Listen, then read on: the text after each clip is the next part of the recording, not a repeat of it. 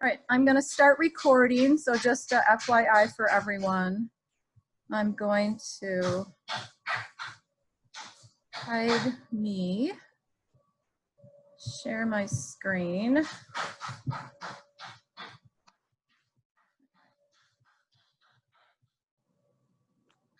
Right. I have to close my door, so hold on 1 minute.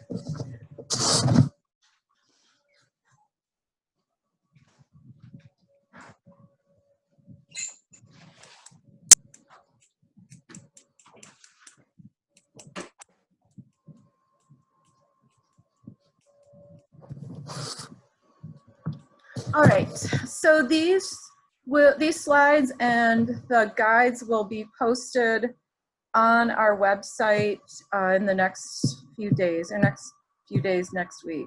All right, so we'll do some general updates. Our system needs a new name. We'll talk about the schedule of webinars and who they're aimed at. We'll talk about the migration and the 2 steps that are part of this first migration. Well, this fall's work, what's coming in August and September. So as all of you know, Scott Engel departed NIFA on July 10th or thereabouts. Dr. Parag Chitnis will be serving as acting director until a new director is appointed. And we do wish Dr. Engel well in his new position at the University of Florida. We were sad to see him go, but it was a plum job that he's been looking at for a while, so we do wish him well. We have been briefing Parag, and we expect this project to continue on the same trajectory. We do not expect any major shifts in our approach or our goals. The review of the 29 annual reports of accomplishments are completed. 3 of our new NPLs did a heroic effort getting through all of them. I still need to do the 2nd level review before I can send them out to you all. I need to make sure that they followed the guidance that we gave you all and didn't put in remarks that don't align with what we've been telling you all. So I will try to get those done. It's probably going to take me 2 to 3 weeks as I'm still trying to get through the plans of work reviews. OGFM is working hard to get the 4th quarter money out. If your university still owes us documents, I suggest that you get your directors to sign off. Some people have still forgotten that the directors have to sign off on the plans of work. So we do want to get all that tied up so you guys can get your 4th quarter funding. Again, we thank everyone for your patience. We are still rebuilding. We are training new staff. We are focusing on this first release of the extension module. So it's a little crazy, but I think everyone is hanging in there, and we just really appreciate your patience and support. All right, our new reporting system needs a name. We currently refer to it as R2 or the new reporting system, which is rather pedantic and boring. So if you have ideas or suggestions, please send them to Michael or me, or both of us, and we will put them into the pot for consideration. We just, it needs a name. It needs a name badly. It should not resemble report or plan of work. This is the new NIFA that we're building, and we'd love to have a neat little name for our system. And when you think about suggestions, if you have multiple words, think about how the acronym sounds or how it might play out. We had an interesting discussion among some of us a couple days ago about some of the acronyms that really just didn't play out the way they should have. So, but we welcome any ideas and suggestions that might trigger some other ideas. All right, upcoming webinars. So Because this is going to be a large group of people, remember this is not just capacity that this is going to affect. We are also going to be capturing the capacity research and the competitive research eventually. So we are going to kind of chunk out this process so that we can adequately support you all and make this as smooth of a process as possible. If we need to have more webinars than are currently scheduled, or every 2 weeks, if we need to be more frequent than every 2 weeks, we will do that. If we need to go weekly, we will do that to support you all. So I don't want anyone to panic. E-authentication is not a complicated process. It doesn't really take that long. But if you run into some snags, then you're going to have to get on the help desk and they will answer your questions and help you through that. The Booz Allen team has also been testing that. We've got a couple people who are very knowledgeable about e-authentication, and they will also be there to support you guys. But we need to carve out so that we can support you adequately, which means we are going to support the site administrators first. Then our goal is to get all site administrators up and running in e-authentication by August 15th. We will do a webinar for them on August 5th. And I'll talk a little bit more about that. August 19th will be for everyone. If you are a site administrator, a director, a state contributor, no matter what your role is, that August 19th one will be for you. August 26th, we will come back to the site administrators. They are going to play a very special role in this process. And so we need to make sure that they know what they're doing, and what they have to do is not going to be hard. This system is very friendly, user-friendly. It's very straightforward. Those of you who tested some of it can chime in on the chat box and share your experiences, but we think it'll be more the volume of people that they're going to have to process. So that is our plan. So the big steps here, we want to confirm that all site administrators, whether you're research or extension, are in the institutional profile. You have until end of business on Monday. So basically next Tuesday morning, the Booz Allen people will run a list of all site administrators in the institutional profile, and that is what I will use for the invite to the next webinar. So close of business really means start of business the next morning. We want the site administrators to be set up in e-authentication with identity verification by August 15th. We will, on August 16th, and this really is a drop dead date, but August 16th, Booz Allen will again take people with that role and begin the migration process. It's no big deal if you're not in that group. It'll be very easy for the other site administrators to bring you on board, but we want to get the bulk of the site administrators migrated. August and September, we will then help everyone else on the e-authentication process. The final step will be the onboarding process. And we still have some details to work out for that, so I'm not really going to say much more. But toward mid-September, we will communicate a lot more of those details. We need still to create the final link that will get you into the system. We need to put some training materials together specifically for the org administrators, which is what you're going to be called in the new system. again, deadlines for site administrators, July 27th. Please have your lists updated in the institutional profile, and August 15th. That is the drop dead date. And I also want to say I'm working with Adam Preuter to work out how many of the Ag Experiment Station site administrators we might have left out by only communicating through the plan of work email list. So I have a favor to ask of you guys, because you all should know each other. I'm going to make that assumption.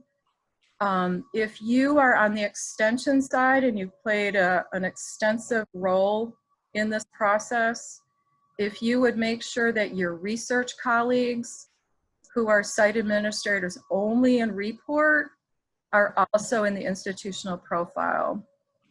We know that some universities do keep a fairly rigid firewall between the Ag Experiment Station and Extension. We recommend that that firewall come down for this process and that you work together and make sure that everyone's in the institutional profile, because we will not migrate from REEport, only the institutional profile. So if you are on the extension side, please reach out and make sure that those site administrators who are at the Ag Experiment Stations are listed as an institutional profile user. And then I will work with Adam to try to get that communication out to them. Because I just want to say one more word about that. On our end, we don't know whose extension and whose Ag Experiment Station. We can't tell that on our end. So we're going to need some help from you guys to make sure that everyone's covered. All right, so site administrators migrated only from the institutional profile. You have to give them that role. All right, managing the user roles quick guide. I'm just going to go through this fairly quickly. We sent this out. It's a fairly straightforward process on your end. So you would sign in here at the NIFA reporting portal. You would go to the administration tab, which is highlighted here. Click on that. That takes you to a screen that looks like this. Mine looks a little differently when I sign in because I only have a plan of work role. And so I see the old POW button here, but you'll see this or maybe both. You want to, can you guys, can you put yourselves on mute? I'm going to mute everyone.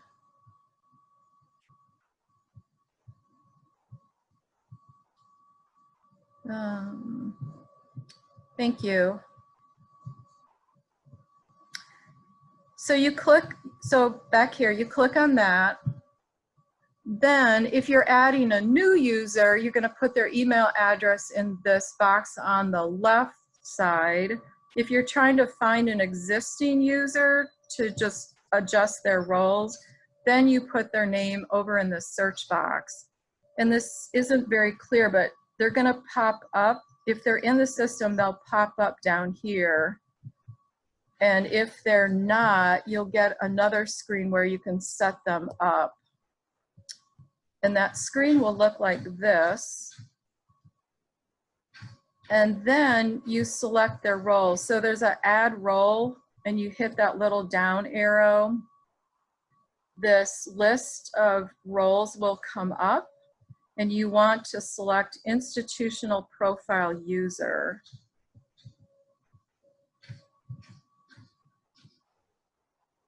And then you click this Manage Institutional Profile User role, and up pops the dashboard. And that's where you can give them different roles. So there's one set of roles that you cannot jointly hold. And Erin, correct me if I'm wrong, because I've been wrong about this before. You cannot be a director and a state contributor. You can be a director and a site administrator, but not a director and a state contributor. That's correct, Lynn. The only combination not allowed is any form of director and site administrator. That's because directors have the power to officially submit forms to NIFA, whereas site administrators are only allowed to edit them. So, I'm sorry, I spoke when state contributors are only allowed. Yep. So the reason that we don't allow the director to also be a state contributor is a separation of duties. So in audit speak, you can't hold both of those roles. All right, let's take a pause on this and see if there are questions in the chat box that pertain to this, and then we'll go on to e-authentication.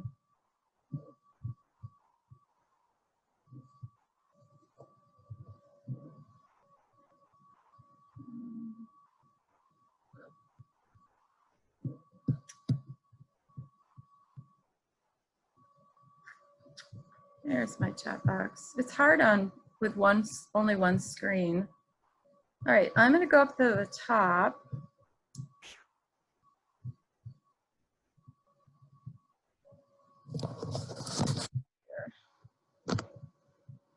It's so humid here, my fingers don't work on my keyboard.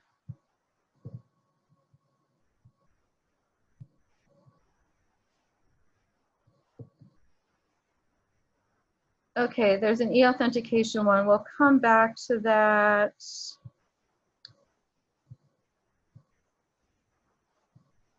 Oh, all times are Eastern, not Central. I try to specify. Yes, Craig says we will update the slides to reflect that. Aaron, the Booz Allen team, Michael, and I are all East Coast, but we will definitely clarify that.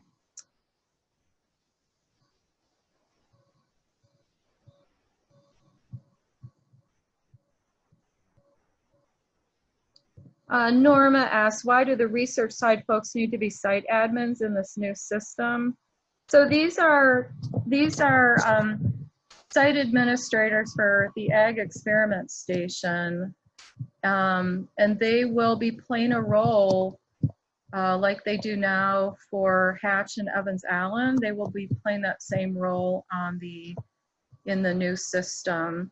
So while we are setting up the extension module right now, we are going to be turning over to the research side of the house and build out a module for research capacity, which will be very similar to the competitive. We're going to have to dig in with our research working group to see if it's going to be the same module or it'll be slightly different. So we're going to have to work those details out in the next couple of months. But the research people will have a parallel role. And if that doesn't answer your question, Norma, just chime in again. That was perfect, Lynn. Okay.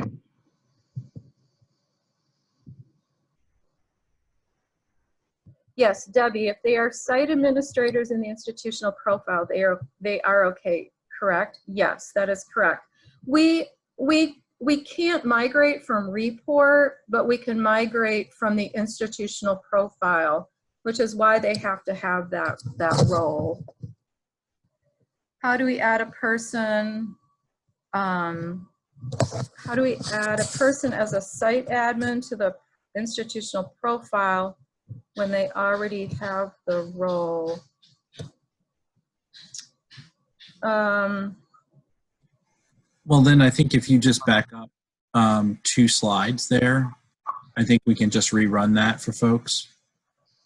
So yeah, on slide 16. So if you're a site administrator, you would see this page, and you'll want to do 2 things. You'll want to add the site administrator role, and you'll want to add the institutional profile user role. That one's really important. When you select that institutional profile user role, go to the next slide, Lynn. You'll click on this Manage Institution Profile User Roles link, and then one more slide. Then they appear on this list. Now, when a user first appears on this list, they do not have any roles in the institutional profile itself. This was a half step that we did in our first rollout that we would be correcting if we were staying in the old system. In the new system, this is much cleaner. But for this purpose right now, site administrators need to make sure that the site administrator link is also checked here, the box in the middle there. If they're not checked here, we will not migrate them. So this page is your, oops, sorry. This page is your critical page to make sure that all the people listed here who need to be a site administrator in the new system for both research and extension, they have to be on this page with that box checked. So I think that should answer that question.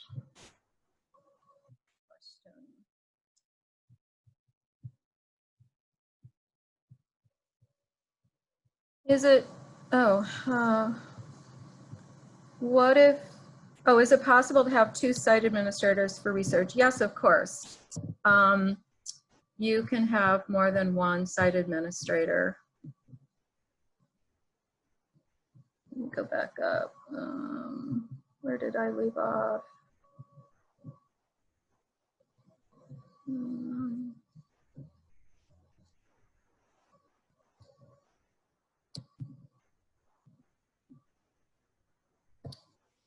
Okay, let me scroll down.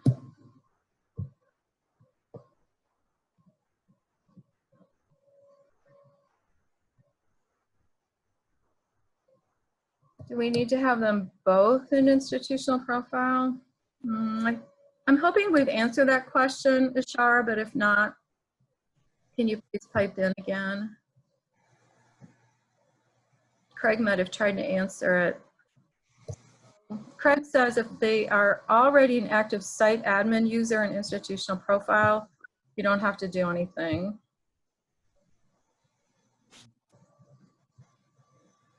Meredith, that is where the list of site admins is being pulled from. That is why they need to be in the institutional profile. Yes, eventually it will be one system. Thank you, Meredith, for clarifying.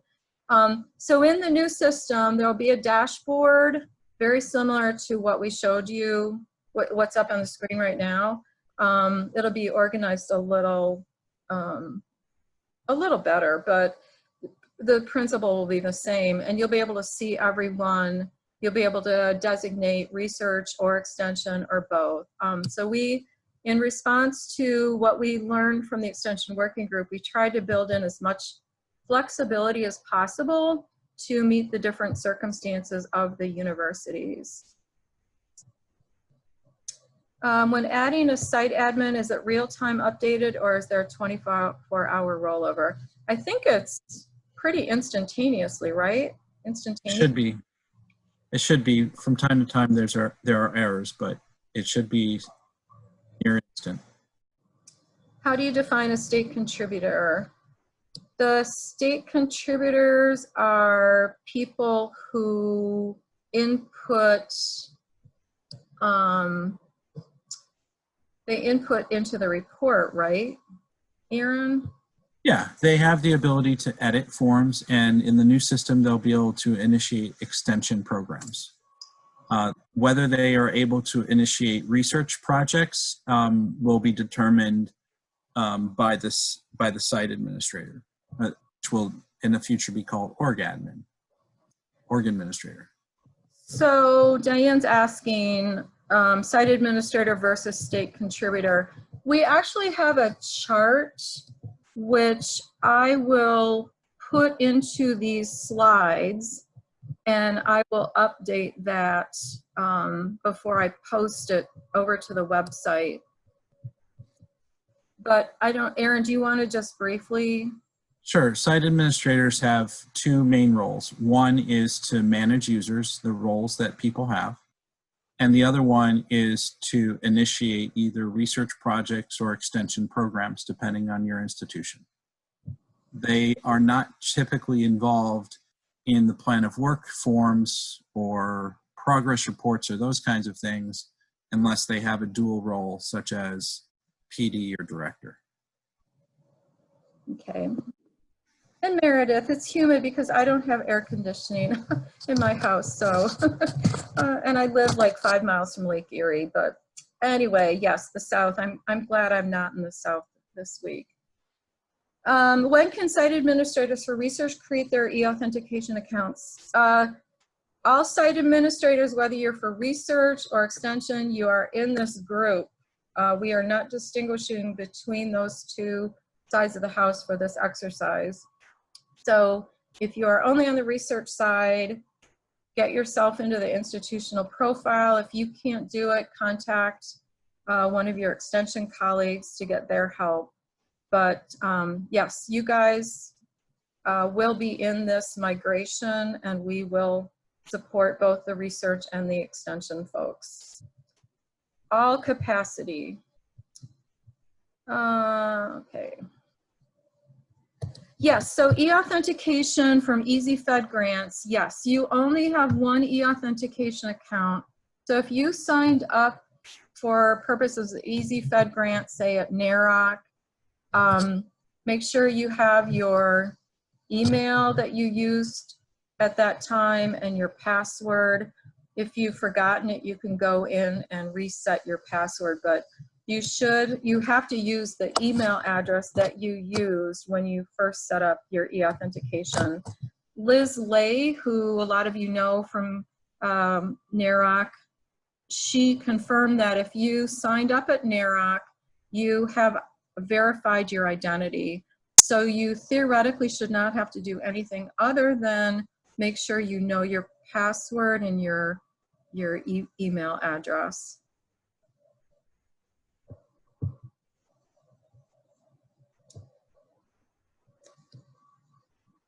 Ruby, you mentioned that only site administrators will move over to the new system. Is that right? Yes, that is right. We will migrate the site administrators. Should we designate our directors also? You can, like if you don't have that many site administrators, you could designate a director, but it's not really necessary. You will be able to easily onboard them once the system goes live. I don't imagine the directors are going to want to play that role. Is it possible to duplicate a person in the system? I was trying to find one of our research users to make sure she had a role. I looked through the 16 pages of active users and couldn't find her, even though she was on the list in Confluence. Debbie, well, Erin can answer the general question, but then we can follow up offline, probably Monday. Yeah, it's likely there's two email addresses for that person. So send us the email, Debbie, and we'll figure it out. Okay, sorry that was such a long question to post in chat. I get it. Right.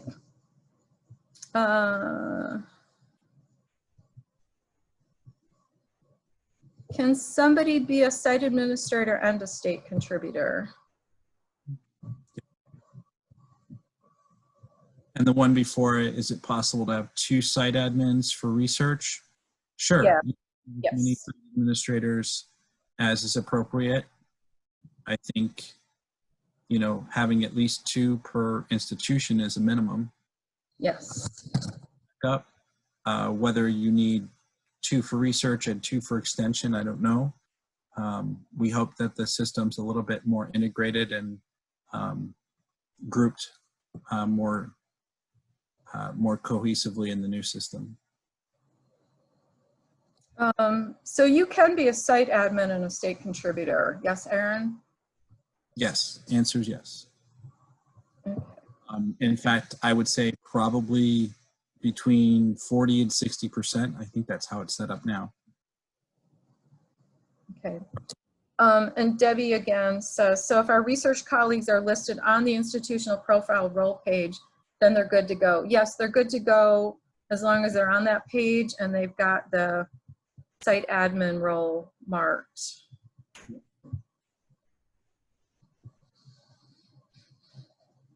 Could you reiterate when all of those IP roles have to be checked in order to make the transfer? It's August 15th, COB August 15th.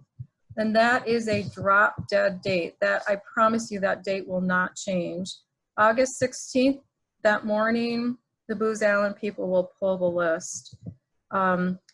This is going to move fast over the next few months. So we are going to really stick to our deadlines, especially where things affect you guys, because we want to make sure this goes very smoothly. And again, if you don't make that list by August 15th, it's not going to be any big deal for you to be onboarded when the system goes live. So it's not a die thing, but we just want to make sure we have enough site admins who are set up to help onboard people as you all get your e-authentication account.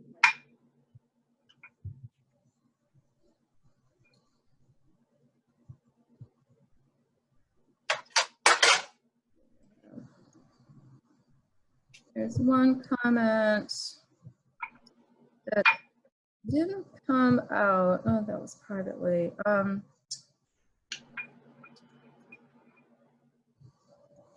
Robert Taylor, you sent me a private message that didn't come out very quickly.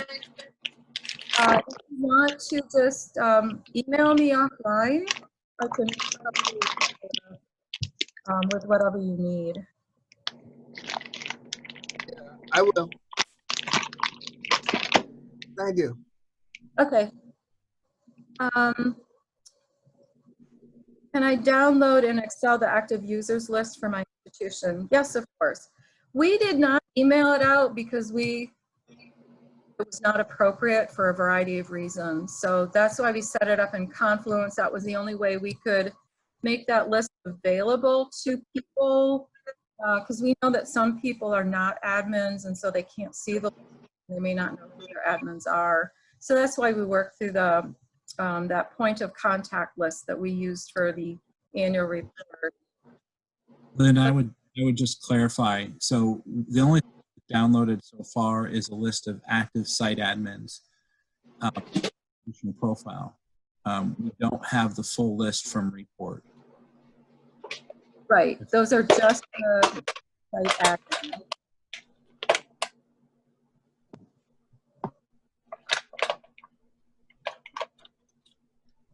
Aaron, could you clarify, are those the site admins only from the institutional profile, or did We've looked at both. capture report? We looked at both. We have a full list of administrators that are in Report and in the institutional profile. But we are only going to migrate the ones that also have that checkbox that Lynn's showing here. Administrator. The POCs have access to that list and can go check. We've noted any that don't have the check mark. So we'd ask that site admins go and make the check mark in the institutional profile for site admins. Otherwise, we won't be migrating them automatically. They would have to be added later. From Diane French, currently our capacity and competitive is combined in Report. Is competitive going to eventually port to this new system or no? Yes, the new system will eventually all funding lines supported by NIFA that are currently either in the plan of work or Report. So it'll be competitive and capacity. It's gonna take us a little while to build everything out, but Report will eventually be retired. It's not going, nothing's going to happen to Report or the institutional profile for some time. We will maintain those sites until the new system has all of the capacity that it needs. Then we will start retiring systems that are redundant, but everyone will be in the new system, competitive and capacity.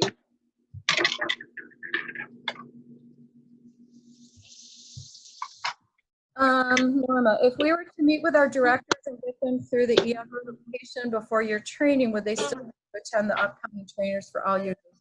No, they don't. And I suspect a lot of the directors will already have an e-authentication account because they will be dealing with the financial side of things. Debbie, I thought we couldn't list our directors as site admins. Yes, you can give them that role. They don't tend to be in the system that much to play that role. But yeah, if they insist on being a site admin, your director of research and director of extension could be made a site admin.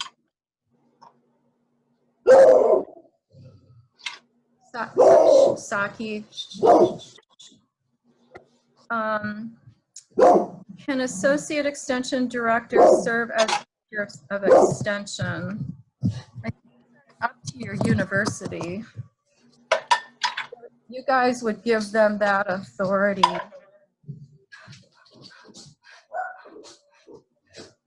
All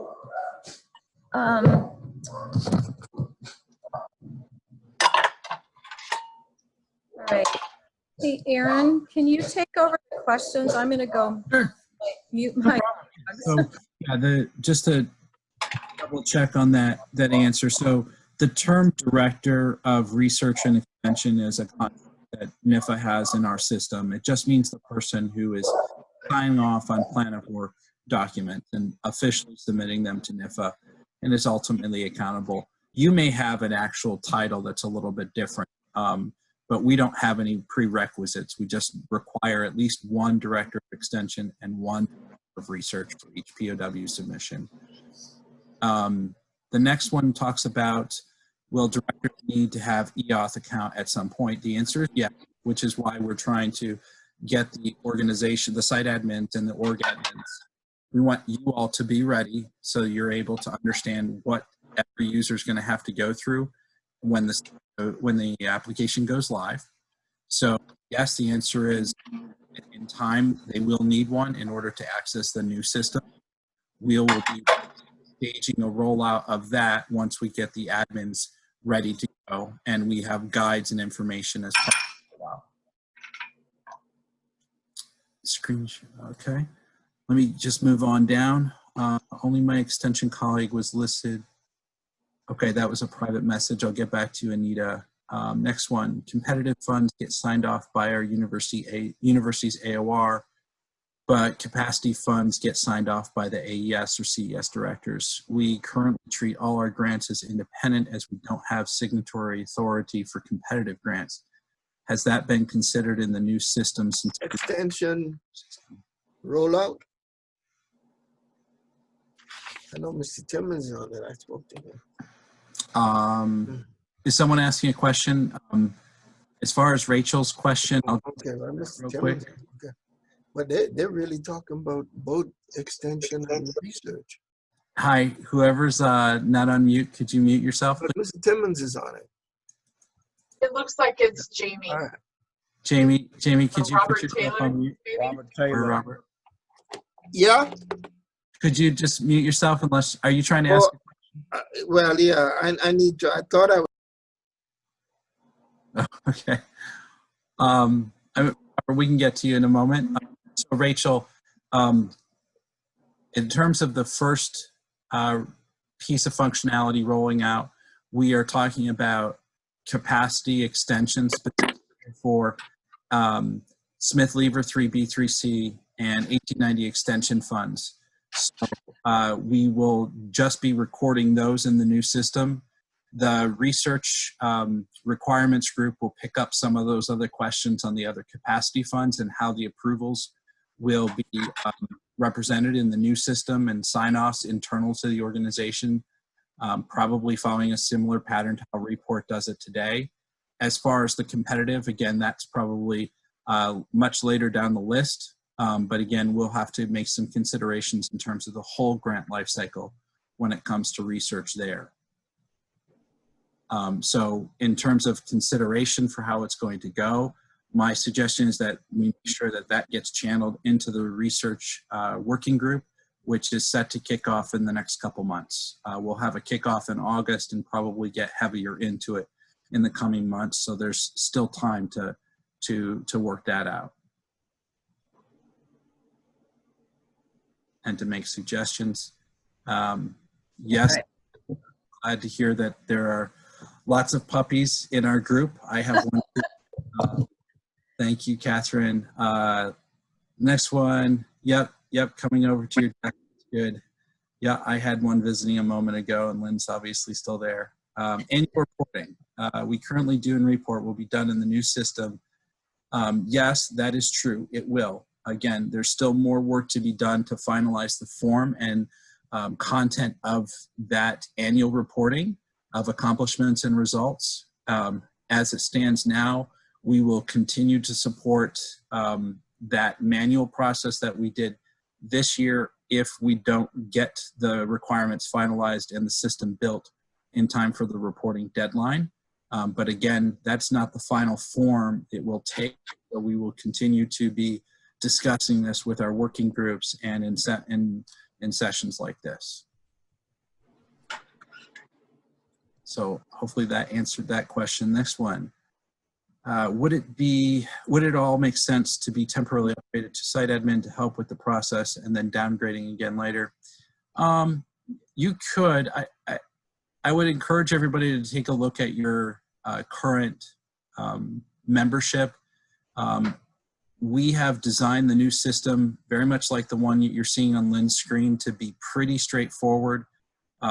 Once users have onboarded, you'll be able to do multiple updates to their roles all at once. So most people only have a handful of folks that would immediately need to use the new system.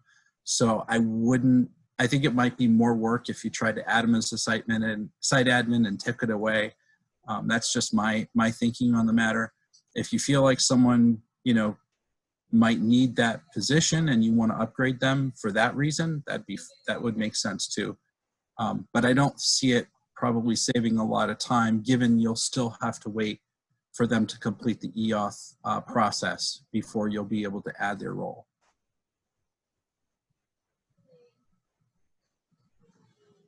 Okay, Erin, I'm back. I can go back to the screen. I had to go off share to mute people.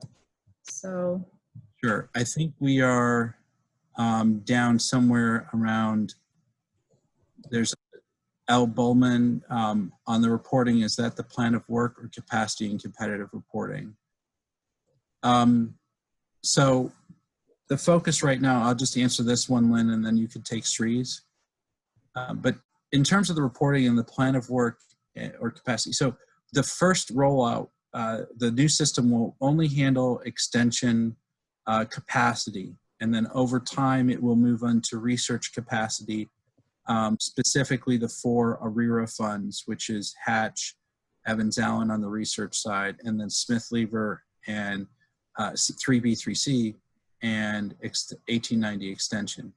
After those 4 are tackled and we have a whole picture for the plan of work related funding streams, the intent is to consider the additional capacity lines and the reporting requirements there, and then probably lastly competitive.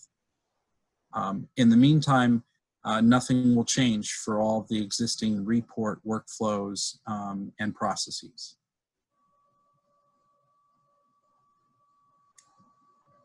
All right, so Erin, where did you leave off? Shree's asking, we need to discuss report submission timelines in the system and their proper correlation with project timelines as indicated in our proposals. We will take note of that question and deal with that at a different session. Yes, I understand these changes are going to affect the coordination that you guys do at the university, but let us get organized on those questions and we will put it in the general webinar to everyone later this month.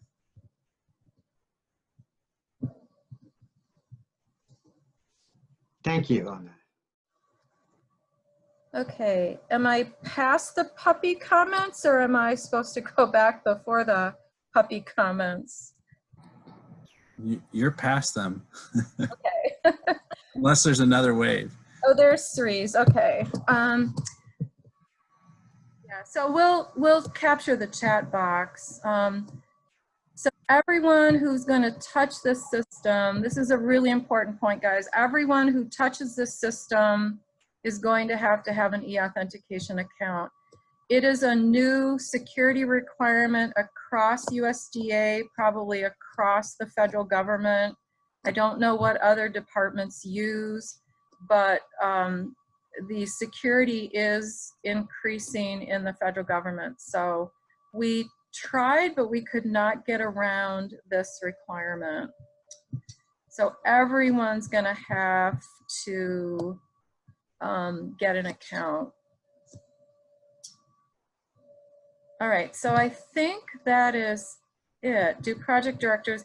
Yeah, on the research side, the PDs are gonna have to go through this too to be able to upload their reports. So we will deal with the competitive side down the road. But the PDs, I guess, yeah, PDs for capacity research will have to have them. All right, let me go back to share the screen. All right, let's talk about e-authentication.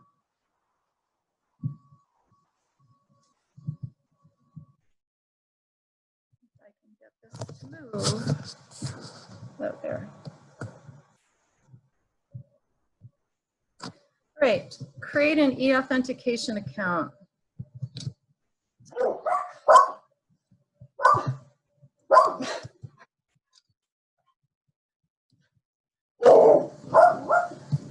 All right, there. All right, Aaron, I'm going to turn this over to you and go on mute. Okay, sure. I think we've covered this a bit. Right now, our rollout strategy is we want to get the site administrators who are currently managing roles in REEport migrated over to the new system so that they can manage the roles for the new system on day one. In order to do that, we wanted everybody to take stock of who's there, have some discussions about whether or not new people needed to be added to the site administrator role who might be managing some of the upcoming extension users. So that's what we're encouraging everyone to do. Once that grouping is decided, we want you to go in, as Lynn pointed out in terms of the steps, make them a site administrator in REEport, and then they'll be, and in the institutional profile, so that we will migrate them. The e-authentication process is probably very similar to a lot of online accounts that you've probably created in the past, but it has an extra special spot or an extra special set of instructions to do identity verification. This is managed as an enterprise service. It is done to make sure that you know something about something that other people wouldn't necessarily know, and that's the process you'll go through to create the full account. And that's all we're asking site administrators to do at this point. We do note that some people have gone through this in the past. If you have, there's no need to repeat it, but we are asking that you go in and make sure you can still log into the account. Your password is up to date. You may have to reset it. We are asking that you also keep in mind that everybody's going to have to go through this, and that's why we wanted to give site administrators extra time to absorb that, think through it, talk through any potential pitfalls, have sessions like this so we can prepare people who are going to join when the new application rolls out. So we've created a quick guide for those folks that we're going to send out, and we're having a webinar upcoming. Several people have pointed out that they've already attempted this, so kudos, good job. Glad everybody's starting to do that. we're only asking site administrators to do it at this moment. Could other people do it? Certainly, but we want to make sure site admins are ready on day one. The application itself is not live, and so all we're asking you to do is create that account. Some people have noted some blips along the way, so we can talk about that. Yeah, Lynn, if you wanted to jump through to the next slide, that's fine. We can go through. If you haven't seen the screen before, this is the location of the e-authentication homepage. Really, this is designed mostly to allow you to create an account or update your personal information. It is not technically part of the new application, but it is something that that will be part of your journey. On this page, all you do is hit the create account button, and then you'll go on to the next page where you'll create a number of, you'll put in your personal information, your email, and create a password. Once you're done with that process, if you go to the next, oh, I'm sorry. If you're an existing user, try to log in. If your password isn't right, just go ahead and reset it. It should be connected to the email address that you registered with. So Aaron, Yeah. we do not have all the steps in here. Right. We want to make a few high-level points to you guys as you launch this. There are 3 possibilities for you all. You already have an e-authentication account with identity verification. I see a typo on this page that we will correct. So you already have an e-authentication account, you verified your identity, you're done. All you need to do is make sure you've got your correct email address and your password works. Number 2, you have an e-authentication account, but you were not asked to verify your identity when you set it up. Then you need to go into the guide, but you log in, and then you will jump to step 10 to complete the online verification quiz.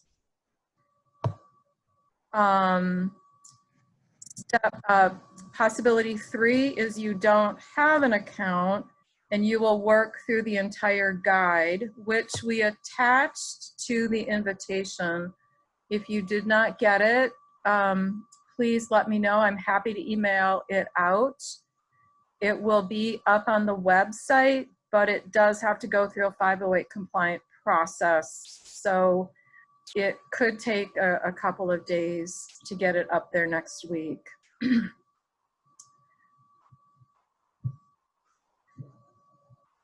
So there are 3 possibilities, and the guide covers all possibilities.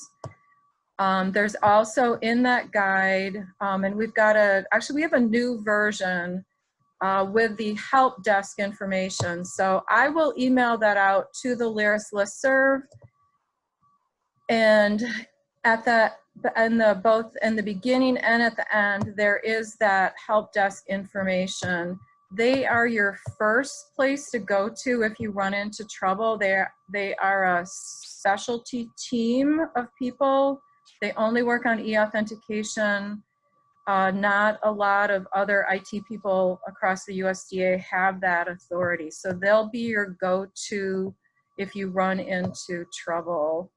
If you're not getting the response that you need from them, definitely come back to Michael and me, and we will facilitate a solution.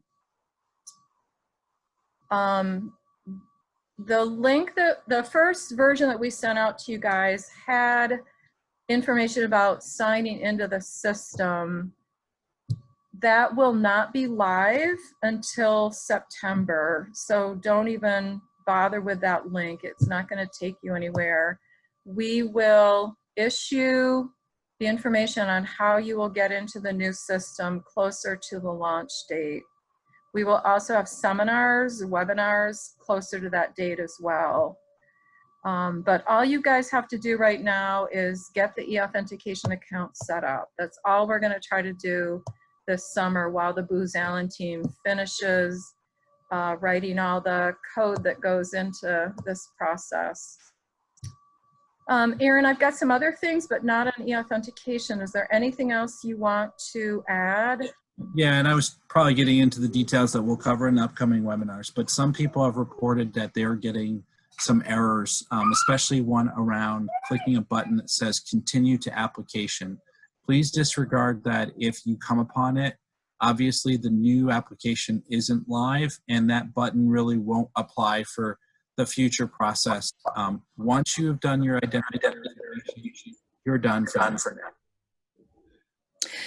Erin, this is Lynn from Iowa. The issue that I had and a couple other people had was that once we go in and we fill out all our identity and our information and to set up the account, then they send us an email to authenticate the email address we're using, and we have to click on that link. But when we get back using that link, there's no place there that says you can continue on to do your verification. In order to do your actual verification quiz, you've got to go back to the original link that you used to get there in the first place, and then you can log in again with your information, and you can actually get to the verification quiz from there. Yeah, it is. It can be disjointed. I think I know what you're referring to. My question might be that after you have created your account before the verification, are you able to get to that link? So why don't we do that experiment, and we'll see if we can. What link? Do you mean the application link? The continue to verify account link. Right, that didn't seem to come up when I came back with the link they sent me in my email. That's what I'm saying. I wasn't there, or actually I could click on it, but it came back with a message that another individual shared in the chat thing, and said something about, we're sorry, but we can't verify. Yeah. Okay, and Lynn, do you happen to know which browser you use? Because I know that was going around, because we'll do some investigation and we'll prepare it for, FAQ. Right, yeah. I had the same issue. I was using Chrome. Chrome, okay. I was not using Chrome. I was using another. Okay. Okay. USDA does not like Chrome. It's not a supported browser at USDA. We'll do some digging, Lynn. I mean, we obviously ran this a couple times, but it's always helpful because everybody's situation might be a little different. Yeah. Part of it depends on, are you logged in or not? Once you're logged in, did it route you correctly? It does seem that if you refresh your page, it may correct that issue. You may have to log in again, but okay. We'll try it again. I'm certain obviously you're not alone. Suffice to say that there are two steps, right? There's creating the account and verifying it. Then there's doing the identity verification. So keep at it after you create your account. We'll dig in to see if there's maybe a browser issue or maybe a broken link that's not working in that email, perhaps. And I think I was using Microsoft Edge. Okay. All right. Yeah, that should work. Yeah, we'll try to break it again. But thanks for bringing that up. And as we learn more, we'll add it to our FAQs and point it, add some pointers to the guide. Thank you. Thank you. So Ishar has a question: by when do project directors need to do the e-authentication? People will need to do the e-authentication to get access to the new system. So let's talk a little bit, Erin, about what they're going to have, because I think this is a bit confusing. We're going to roll out the system incrementally. It's not all of Plan of Work and all of REEport is not going to be there in September. This is only what we are calling add projects and programs. So you will see the critical issues. You will see your dashboard of users, your manage roles, and you will see something called add projects and programs. So we refer to extension as programs and research as projects. That's how we distinguish them on the NIFA side. This will be for extension only to either roll over their critical issues to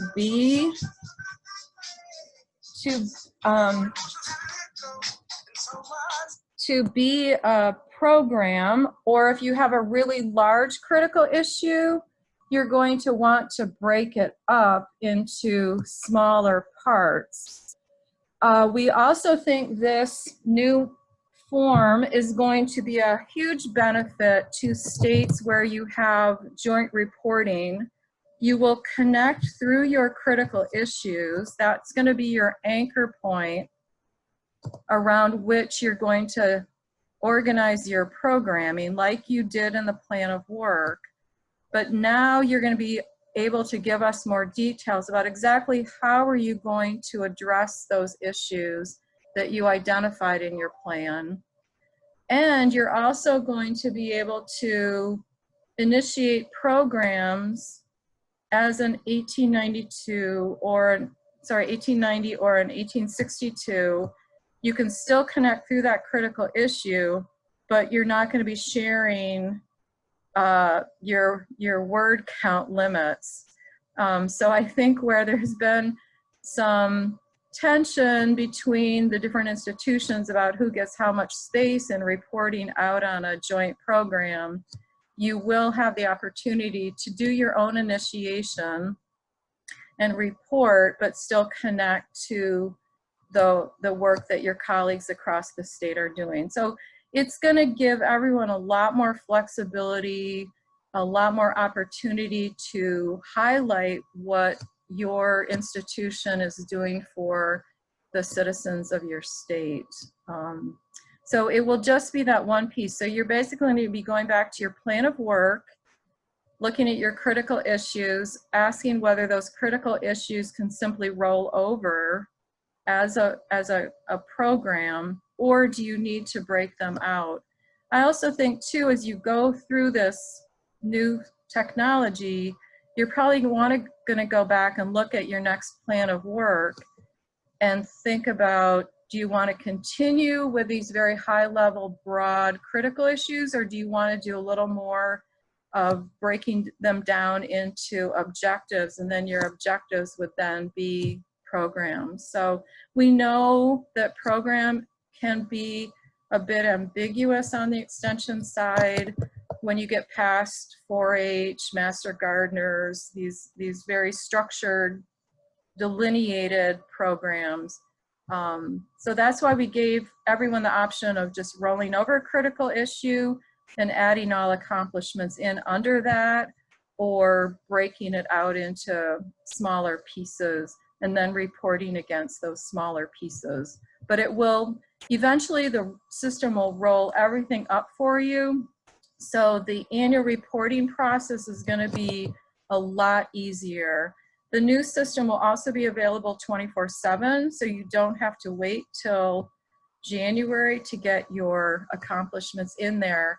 You can get your staff to give you accomplishments along the way. We are eventually going to close down the Share Your Science collection, because our communications staff and all NIFA staff, as well as you guys, will be able to go in there and see the accomplishments. So we are really trying to consolidate the number of times we ask you guys for things and have a one-stop shopping center for NIFA data. So, but the piece that we are rolling out will just be where you can give us more details about your programs.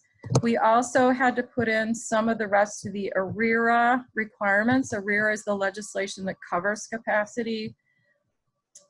So in there, you will be telling us, is your program an integrated research and extension program? Is it a multi-state program? In the legislation, that is right up front, that you need to tell in the plan of work whether those projects fall into those categories. We took that out of the plan and put it into this section. So we're trying to come back and clean up some of our legislative requirements. What else do we need to tell them? We will have a something that's parallel to research. So the people on the research side will know this. A non-technical summary. We've laid out 4 questions that you'll want to use as a guide to writing that paragraph or 2 paragraphs. This is a really critical piece from the NIFA perspective. This is the one place that NIFA staff, and we've also heard congressional staff, if they're looking for projects, this is what they look at on the report side, these non-technical summaries. They're written in lay terms, they're very concise, and they give the picture of what you're going to do, why your project is important, and where you hope to benefit a certain target audience. So you'll see that, but that will set you up for the reporting, and we will parallel the annual report to the planning. That was one of the requests from the Extension Working Group. So if you can set yourself up in the non-technical summary, the accomplishments report will be a lot easier for you, because then you'll be answering those questions on the other end. So once we go live, you will be able to enter things in. So we will be aligned with the new fiscal year if all goes well.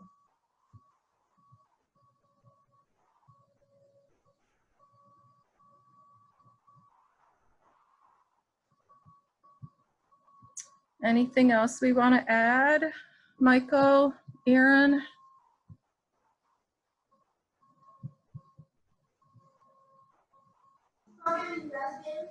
I don't think so.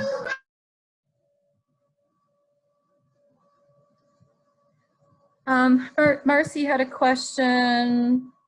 Question was asked earlier. I'm not sure if you guys answered. If we e-authenticated with EasyFed, will we need to do it again? No, likely not, especially if you signed up for EasyFed at a NARAC session with the NIFA folks. Then you have verified your identity. So again, you would just need to make sure you know what your email was and your password.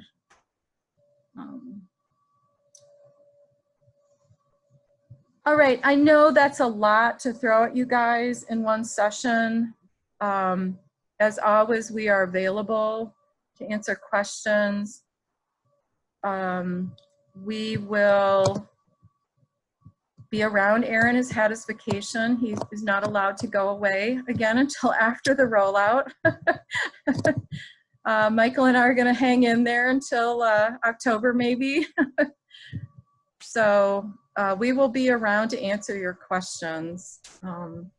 We are all having various computer issues, so if you don't hear back from us right away, that is why. But otherwise, I think that is it. There are, I don't know, Lynn, if we want to cover them or we can cover, answer them later, but there are a few more. Sure, we can, yeah, let's answer them. The Norma says, is there a way to know that a user's identity has been verified? If you're talking about your account, yes, you will no longer see the verify my identity button. What are the 4 questions asked in the non-technical summary? I don't have it in front of me, but they're pretty basic. So are you pulling it up, Aaron? Yes, the text in lay terms briefly describe the following. 1, the issue and why it is important. 2, your goal and objectives. 3, the target audiences and how they will benefit. And 4, how your activities lead to the outcomes described in the goal statement or objectives. I think this relates to another question that Diane asked. So Lynn, obviously people are going to have lots of questions on this and how the whole thing's going to go down, but that's going to come in these future webinars, correct? Yep. So I guess the other burning question that no one's asked, which surprises me, is when can we show the wireframes? Someone asked that earlier. Oh, did they? Okay. Yeah. What kind of user testing are we still doing, Aaron? Well, we'll be doing, we have probably a small targeted run of some usability, but then beyond that, it'll be user acceptance testing. We'll actually be using the system. That won't be ready to go for a few weeks now, but in terms of showing the wireframes, I definitely say, you know, in 2 weeks, we'd probably be okay doing that. Okay. And to make sure that site administrators, you know, have themselves sort of set, because they're going to get a flood of questions potentially. You know, we want to start opening it up, you know, to the whole group so that they can see. The extension working group's already seen this, and you know, those who have folks representing their institutions may have already had a peek, but we're not hiding anything. We'd be happy to share pretty soon. Yep. So if there's anyone from the extension working group, I see Courtney's here. If anyone wants to unmute and just maybe say a few words, because you guys have seen it up front and center.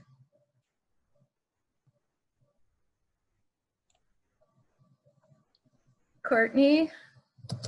Hi, everyone. Yeah, this process has been very helpful for me. I've been a representative for the 1890s, and so I commend Lynn, Michael, and Aaron for all the hard work that they have done. And would you say the new system is going to be a lot easier to use than the old system?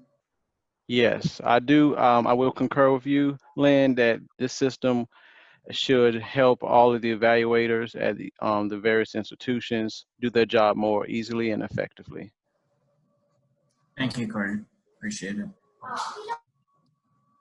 I see some other people. You know, even you guys who participate in the user testing sessions, you have seen pieces of it. Heather, hi Heather. Yeah, hi, how are you? Heather's my late night buddy. So I'll just say that it was a great experience overall.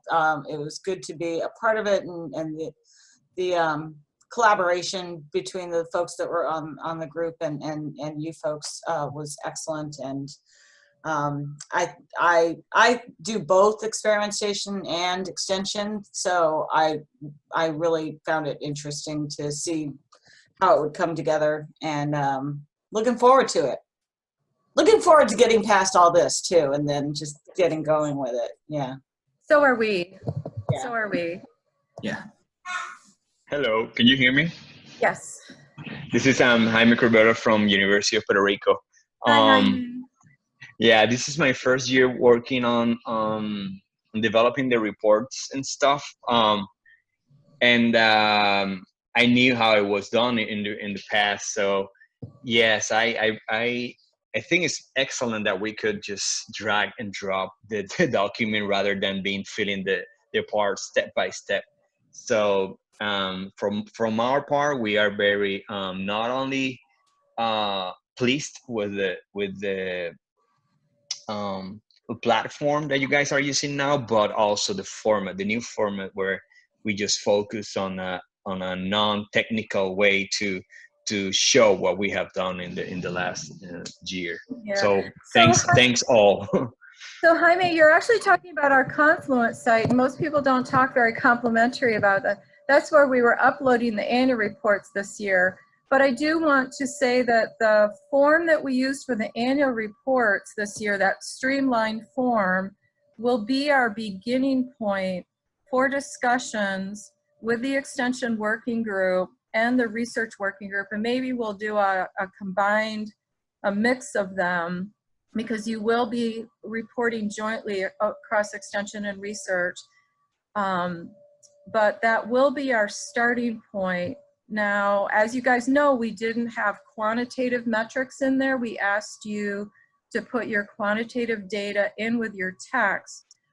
We also do not have quantitative measures in the initiation, in this add projects and programs. We went back and forth on it. We kind of developed a principle of not asking for estimated data, but rather letting you focus on the actuals. There will be actuals for quantitative metrics in the annual reporting, but we will not ask for that on the planning side. We still have a lot of internal discussions at NIFA. As you guys know, we're doing a ton of hiring. They don't always have the time to let us get before them and tell them what we're doing. Mike Fitzner, who's on the call here, who's my supervisor until they hire a new PARS director, he has been very involved with us and communicates back to PROG for us. But we are confident that what we have streamlined so far will hold. We do reserve the right to put fields back in. We will also consider putting fields back in if you all want us to put them back in. We did have one person who was a little horrified that we didn't have metrics in the planning part, but we felt that it wasn't information that NIFA used. And that was one of our guiding principles, that if NIFA did not use it, we were not going to ask for it. But we will have them for actuals in the annual report. I wanted to add that we did that. We use qualitative data to report what we did. But since we've been having a program that collect quantitative data all year round, we use some of that and include it in the qualitative data. So we you know, in words we express what we did, but we also show or included some examples of, oh, we did this training, we impacted this many people, and these other people show that an improvement. So we did a mix of it, and I think we hope we did right including that. Yeah, oh, definitely. And what we were trying to do is get you guys to tell the story of what you did.